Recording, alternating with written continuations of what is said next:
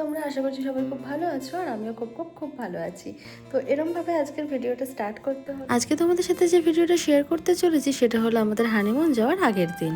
অবশ্যই এটাকে হানিমুন বলবো নাকি ওয়ান ডের শর্ট ট্রিপ বলবো সেটা বুঝতে পারলাম না, কারণ আমাদের ট্রিপটা ছিল একদিনের।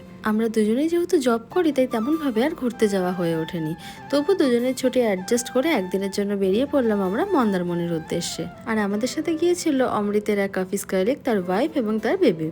রাত্রি 12:30টার সময় শ্যাম্পু করে তাড়াতাড়ি ঘুমিয়ে ঘুম থেকে উঠে সকাল সকাল চলে এসেছি বালি স্টেশনে। বালি থেকে নেমে আগে একটু টিফিন করে নিলাম, তারপর ওরা আসতেই আমরা সবাই মিলে বেরিয়ে পড়লাম।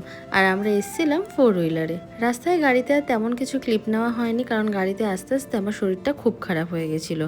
যেহেতু আমার লং জার্নি করার অভ্যেস নেই, তাই জন্য আমার গাড়িতে খুব কষ্ট হচ্ছিল। তো যাই হোক, এই দেখো আমাদের এটাই হোটেল ছিল, মানে মন্দারমণিতে এসে আমরা এই রিসর্টটাতেই উঠেছিলাম।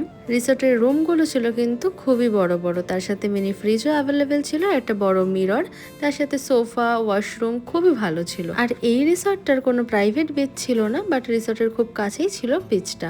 আমরা যেহেতু হলিডের মধ্যে গেছিলাম তাই রুম অ্যাভেলেবেল তেমন একটা ছিল না, আর আমাদের একটাই ভুল হয়েছিল, আমরা আগে থেকে বুকিং করে যাইনি। তো তার জন্য আমাদের রুম পেতে একটু প্রবলেম হয়েছে। তো যাই হোক, গিয়ে ড্রেস চেঞ্জ করে আমরা চলে এসেছিলাম একটু সি বিচে। বাবা মাকে ছেড়ে এই প্রথমবার এত দূরে ঘুরতে আসা, তবু সাথে ছিল প্রিয় মানুষ। আর প্রিয় মানুষের সাথে সমুদ্র দর্শন করার যে শান্তিটা, সেটা আর মুখে বলে বোঝানোর মতো নয়। সি বিচে গিয়ে একটু দুজনের সময় কাটিয়ে তারপর চলে আসি রিসর্টে, আর এসে আমরা লাঞ্চটা অর্ডার করে দিই। আর আমরা লাঞ্চে নিয়েছিলাম রাইস, চিকেন কষা আর আলু ভাজা। আর সন্ধ্যাবেলা আমাদের রিসর্টটা ঠিক এরকম ভিউ ছিল। সকালের ভিউটা তো সুন্দর ছিলই, বাট রাতের ভিউটা যেন আরো সুন্দর লাগছিল। রিসর্টের পুলটা ইউজের কোনো নির্ধারিত সময় ছিল না, আর যদি থেকেও থাকে আমার জানা ছিল না। তো আমরা সন্ধ্যাবেলা সবাই মিলে পুলে নামি, আর পুলে তো প্রচুর প্রচুর প্রচুর এনজয় করি। তো মন্দারমণিতে গিয়ে আমরা যে রিসর্টটায় ছিলাম সেটার ফুল ডিটেলস চলো আরেকবার শেয়ার করে দিই। এটা মন্দারমণি সি বিচের একদমই কাছে, বাট এর কোনো প্রাইভেট বিচ নেই, আর রিসর্টের নাম হলো অ্যাকোয়া ব্লু রিসর্ট।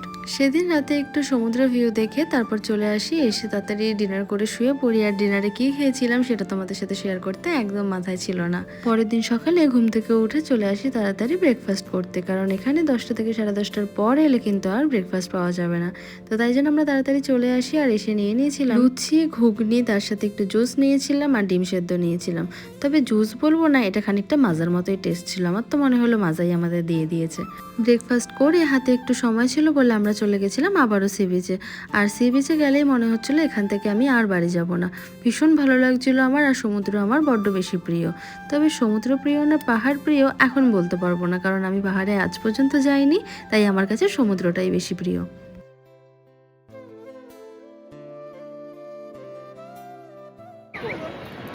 এই সমুদ্রে এসে আমরা দুজন দুজনকে প্রমিস করছি যে আমরা সারা জীবন ভালোভাবে আনন্দে হাসি খুশি মজা করে এরমভাবেই থাকবো।